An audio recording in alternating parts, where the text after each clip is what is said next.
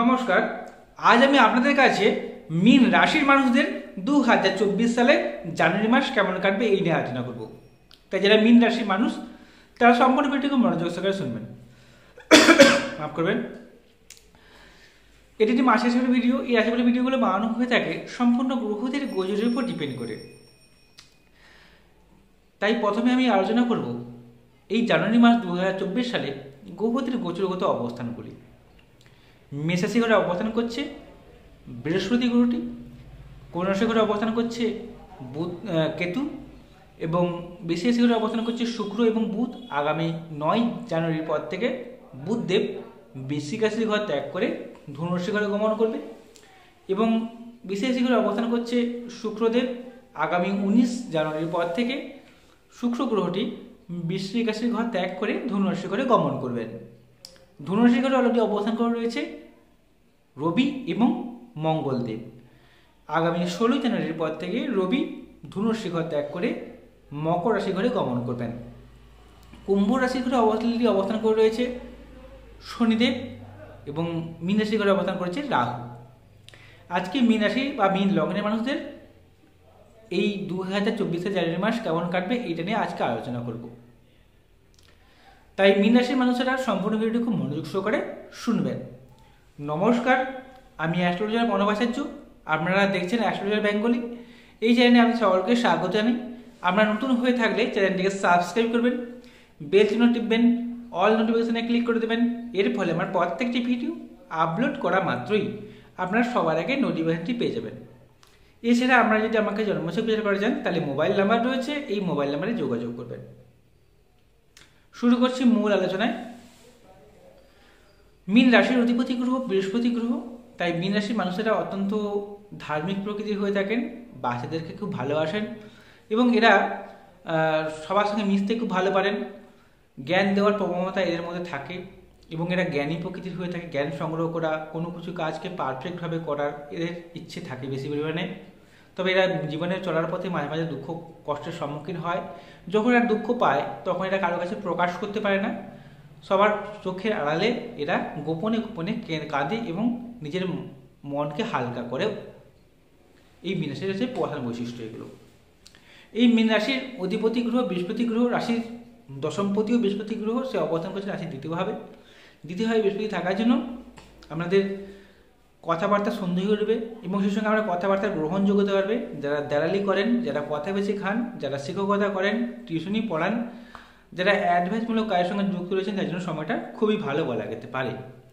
এবং সেই সঙ্গে এই বৃহস্পতি গ্রহ তার নবম দৃষ্টি প্রদান করছে আপনাদের কর্মগৃহে, এবং দশমভাবে অবস্থান করছে রবি এবং মঙ্গলদেব, যা আমাদের চাকরি প্রাপ্তির জন্য এই মাসটা, জানুয়ারি মাসটা অত্যন্ত ভালো বলে মনে করা হয়। কারণ আপনার ষষ্ঠপতি রবি দশমে রয়েছে, এবং আপনাদের নবমপতি এবং দ্বিতীয়পতি দশমে রয়েছে। সেই সঙ্গে দ্বিতীয় রয়েছে বৃহস্পতি গ্রহটি। এটা একটা চাকরি প্রাপ্তির জন্য দারুণ একটা জোরালো সংযোগ তৈরি করেছে মীন রাশি আর মীন লগ্নের মানুষদের। যদি আপনার জন্মছক বা টিকোজিটা বাড়িতে রয়েছে, ওইখানে যদি চাকরি প্রাপ্তির যোগ থাকে, এবং বর্তমান সময়ে যদি বৃহস্পতি, মঙ্গল কিংবা রবির কোনো দশা কিংবা অদশা চলে, তাহলে এই সময়টা আপনার চাকরি পাওয়ার জন্য একটা দারুণ সময়, এটুকু আমি বলতে পারি। এবং সেই সঙ্গে আরেকটা কথা হচ্ছে কি, যে চাকরি বলতে কি সরকারি কিংবা বেসরকারি যে কোনো জায়গায় চাকরি পাওয়ার জন্য সময়টা খুব ভালো। শুধু তাই নয়, যারা চাকরি করেন সেখানে মান সম্মান লাভ হওয়া, উচ্চ পদ পাওয়া, এই সকলের জন্য সময়টা খুবই ভালো বলা যেতে পারে। ঠিক আছে। এবং সেই সঙ্গে ভাগ্যের উন্নতি হবে, কারণ নবমপতি দশমে গেছে, রাজযোগ তৈরি করেছে। ভাগ্যের উন্নতি, ভাগ্যের ডেভেলপ বাড়াবে, গুরুকৃপা লাভ হবে, এবং কর্মক্ষেত্রে উন্নতিকে জোরালোভাবে ইন্ডিকেশন দেখাচ্ছে। রাশিতে কিন্তু রাহু অবস্থান করছে বা লগ্নে রাহু অবস্থান করছে, এটা কিন্তু খুব একটা ভালো নয়। কারণ রাশিতে রাহু যখন অবস্থান করে মন মানসিকতা খুব চাপ সৃষ্টি করে। এর ফলে আপনারা মনের মধ্যে কোনো কিছু চাহিদা এলে সেই চাহিদা যদি ফুলফিল না হয়, মন আরও বেশি অস্থির হয়ে ওঠে। সেখান থেকে আসে নানা রকম সমস্যা, জটিলতা। তাই রাশিতে রাহু রয়েছে, তাই আপনারা রাহুর বীজ মন্ত্র জপ করবেন। যদি না জেনে থাকেন কমেন্ট করবেন, আমি কমেন্টে আমি বলে দেবো।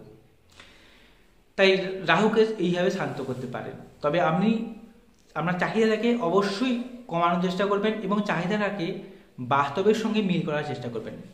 আপনি ছেঁড়া কাঁথায় শুয়ে লাখ টাকার স্বপ্ন দেখতে যাবেন না। রাহু আপনাকে এই জিনিসের স্বপ্ন দেখাবে। যখন এই স্বপ্নটা পূর্ণ হবে না, তখনই আসবে মানসিক অশান্তি, বিপত্তি, সমস্যা, ঝঞ্ঝাট সৃষ্টি হবে। তুই অবশ্যই নিজের মনকে সংযত করার চেষ্টা করবেন। এর আরও একটি কারণ রয়েছে। কি কারণ? আপনাদের রাশির একাদশপতি এবং দ্বাদশপতি হচ্ছে শনিদেব।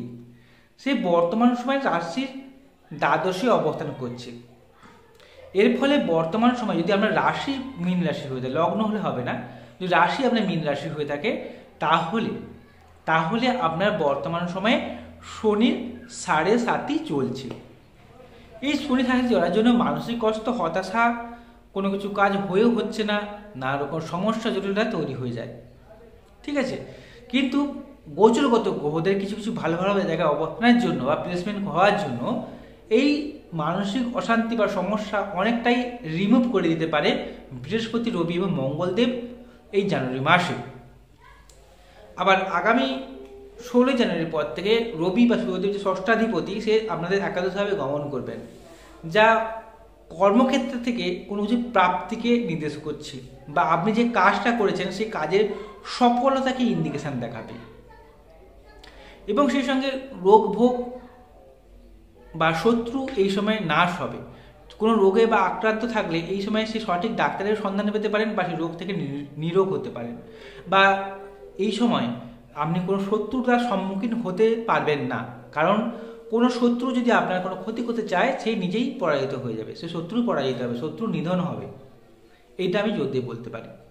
যে কোনো কম্পারেটিভ এক্সাম, প্রতিযোগিতামূলক পরীক্ষা এই সময় জয়লাভকে সূচনা দিচ্ছে। তাই এই সময়টাকে কাজে লাগানোর চেষ্টা করুন আপনি যদি মীন লগ্ন বা রাশির মানুষ হয়ে থাকেন। তবে ব্যয়ভাব প্রচুর পরিমাণে থাকছে, অযথা ব্যয় হয়ে যাওয়া, তীর্থস্থানে ব্যয় হওয়া বা কোনো কিছু কেনাকাটাতে ব্যয় হওয়ার একটা সম্ভাবনা জোরালো রয়েছে, কারণ তাভাবে শনিদেব রয়েছে। আপনাদের তৃতীয়পতি এবং অষ্টমাধিপতি শুক্রদেব অবস্থান করে আছে নবমভাবে, অর্থাৎ ভাগ্যভাবে অবস্থানের জন্য ভাগ্যের উন্নতি হবে, ভাগ্যের ডেভেলপ বাড়বে। কিন্তু সেই সঙ্গে প্রত্যেক সম্পত্তি প্রাপ্তির জন্য সময়টা খুব ভালো। ঋষামূলক কাজের সঙ্গে যারা যুক্ত রয়েছেন, গান বাজনা করেন, টিউশনি পড়ান, এছাড়া যারা শিল্পকলা কাজের সঙ্গে যুক্ত হয়েছেন, সময়টা প্রচণ্ড ভালো বলা যেতে পারে। প্রেমের জন্য সময়টা খুবই ভালো। এই মাসে প্রেমের যোগাযোগ, যা চলতি প্রেমের মধ্যে সমস্যা থাকে, সমস্যাগুলো কেটে যাবে। সেই সঙ্গে প্রেম থেকে বিবাহ হওয়ারও একটা সম্ভাবনা জোরালো রয়েছে। এবং আর একটা কথা বলতে পারি, সেটা হচ্ছে চলতি প্রেমের মধ্যে যদি সমস্যা থাকে, সমস্যাগুলো মিটে যেতে পারে। নতুন প্রেমেরও যোগাযোগ রয়েছে। উচ্চশিক্ষার জন্য পারফেক্ট সময় এই জানুয়ারি মাস। তাই যারা স্কুলে পড়েন কিংবা কলেজে পড়েন, আমাদের পড়াশোনা মনোযোগ বৃদ্ধি হবে এবং সেই সঙ্গে উচ্চশিক্ষার জন্য সময়টা পারফেক্ট বলা যেতে পারে।